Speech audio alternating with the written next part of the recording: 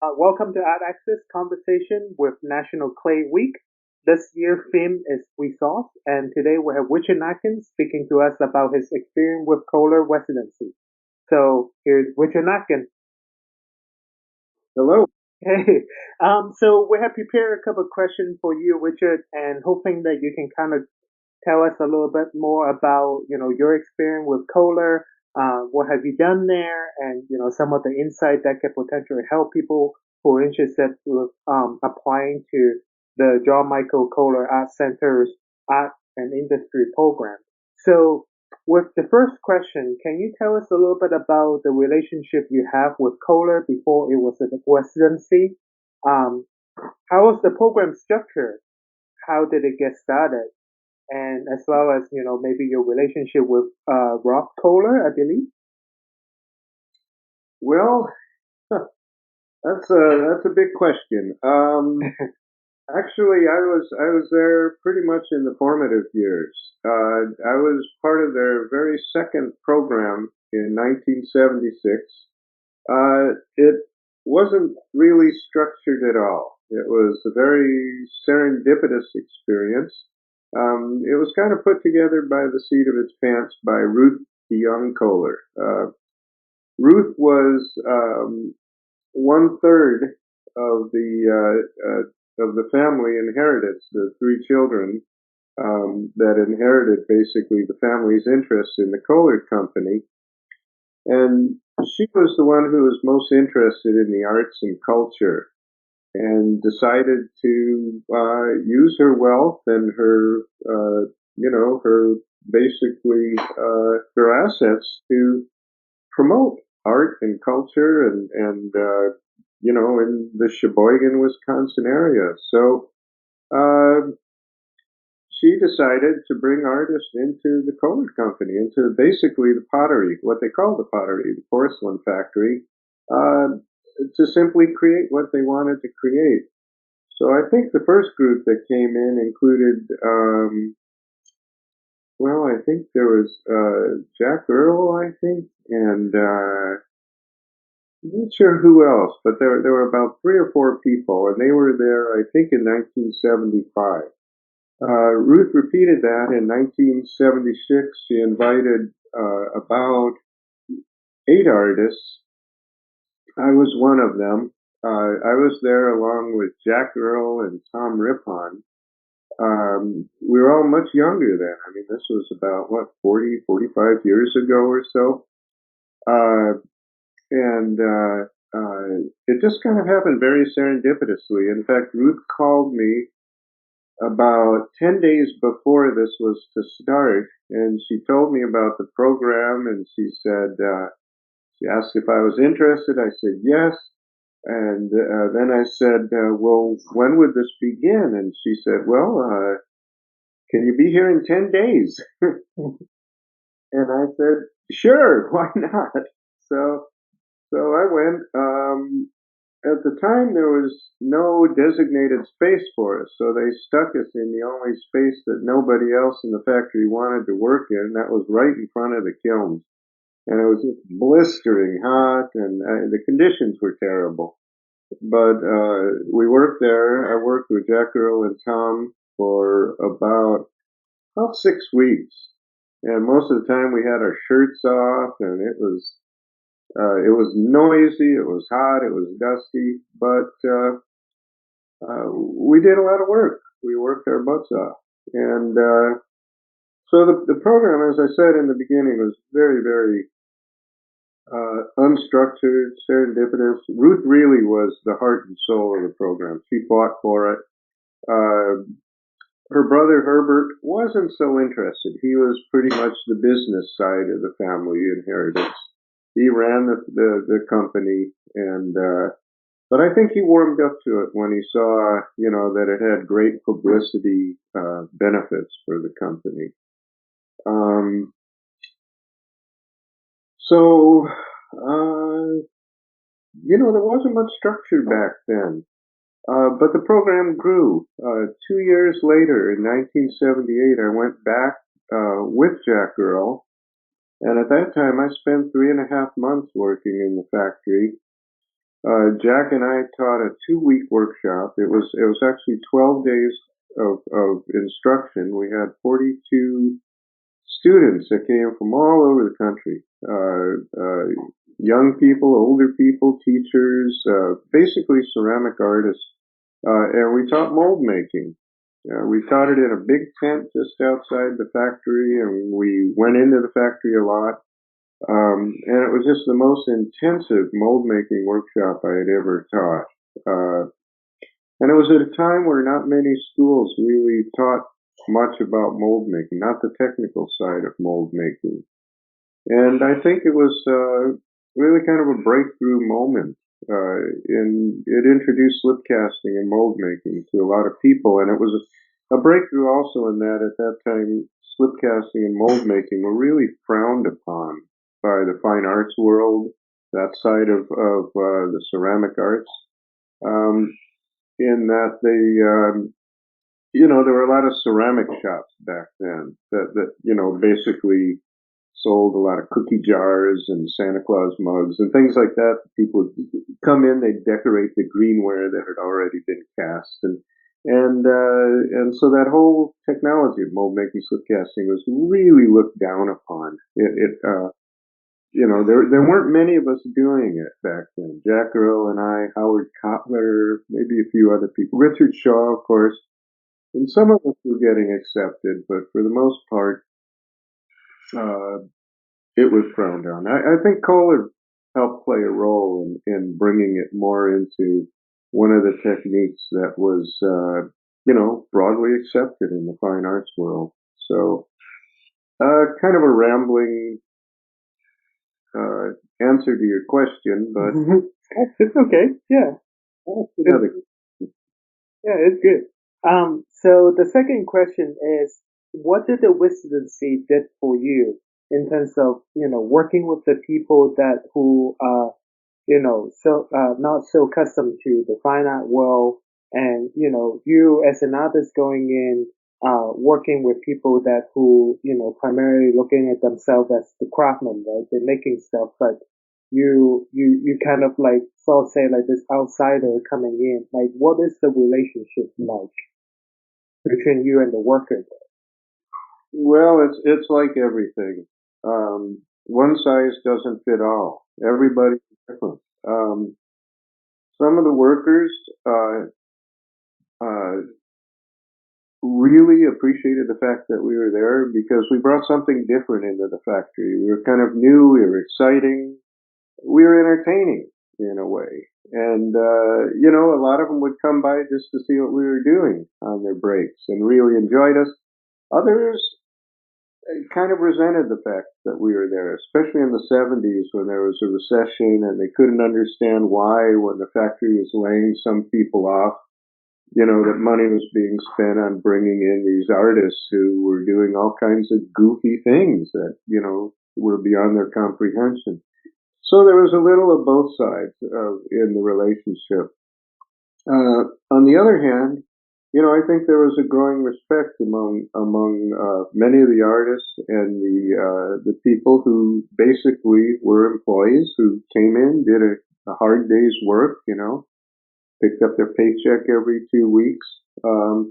And we came in and did a hard day's work too. I think the workday began around 6:30 every morning. That's when the slip was flowing through the pipes, and we would get in and we'd work and we'd stay long after they left, around 3:30 in the afternoon, and I think they respected that. We also learned that the people on the casting floor and elsewhere, they weren't trained ceramists. They were brought in basically as assembly line workers. And each of them knew very specific techniques. The casters on the casting floor knew everything they needed to know about how to cast their specific molds. And we would learn a tremendous amount from them. And deflocculation and water clay ratios and all of this, temperature, the water, whatnot. But they didn't know anything about anything else. But we could learn so much from each one of them. It was Mhm. I didn't realize that when I first went. I guess I was young and naive about industry. So there was a lot to learn just about that, you know. But going there, I went there with about 8 or 9 years of mold making and slip casting technology under my belt. I came in as a fairly accomplished in those technologies, but the amount I learned working in industry just greatly increased my knowledge and my capabilities. And and looking back on it, Tom Rippon, who really wasn't geared toward that kind of technology, it just wasn't in his wiring. You know, he came in, he kind of floundered, and he wound up just sort of making things in what they called the bench clay. This is the plastic clay, that he was used to working with. So it wasn't that much of a technologically expanding experience for him. Whereas Jack Earl and I really were able to grasp onto a lot of innovations in our technical abilities.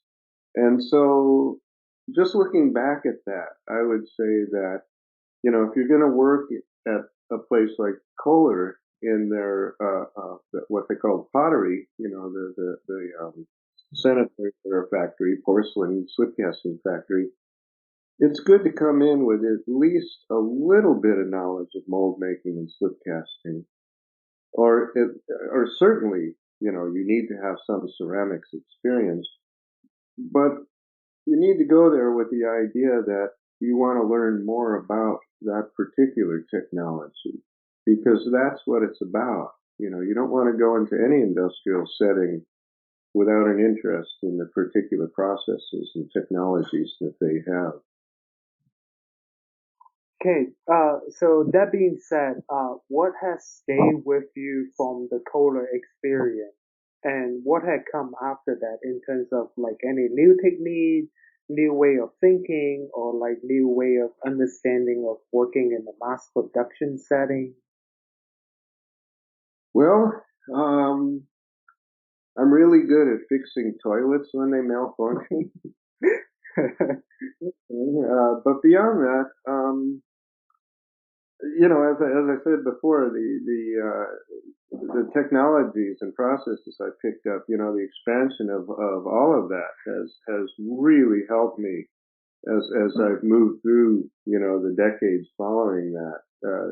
I've been able to expand not only my technical parameters, but my aesthetic parameters as well.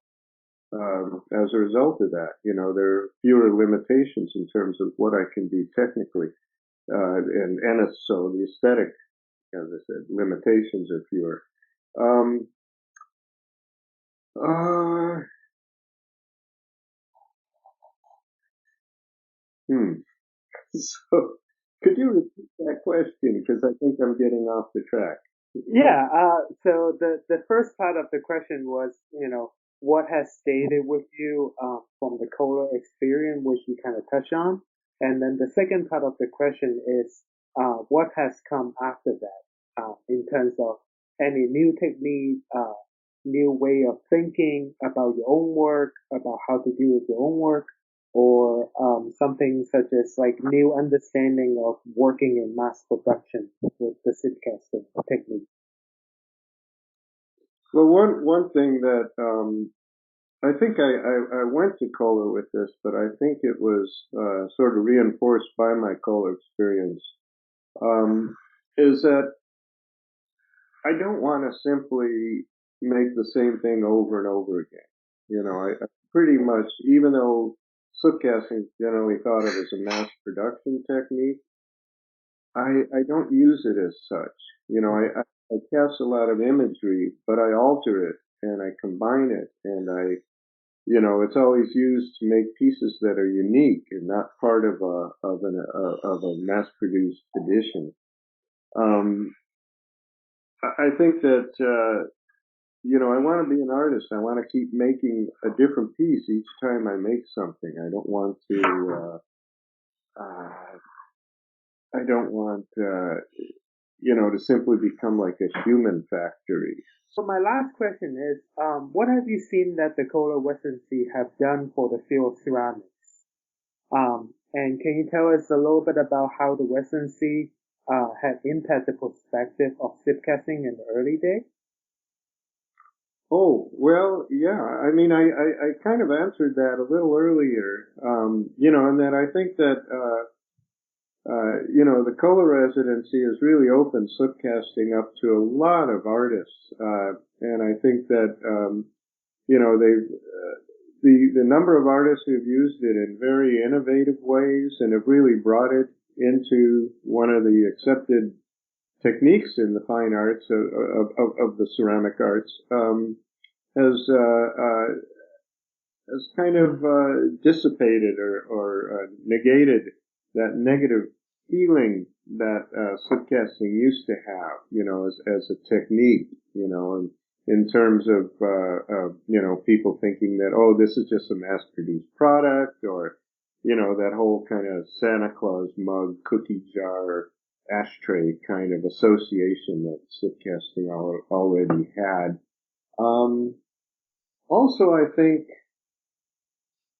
the Kohler experience really gave artists access to materials and technical help that allowed them to create things that were much larger in scale than they could have done in their own studio.